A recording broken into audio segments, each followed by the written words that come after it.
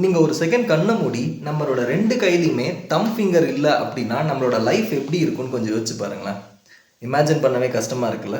நம்மக்கிட்ட தம் ஃபிங்கர் இல்லை அப்படின்னா நம்மளால் பெண்ணை பிடிச்சி எழுத முடியாது, பைக் ரேஸ் பண்ண முடியாது, டைப் பண்ண முடியாது, இவ்வளோ ஏன் மொபைலை கூட யூஸ் பண்ண முடியாது.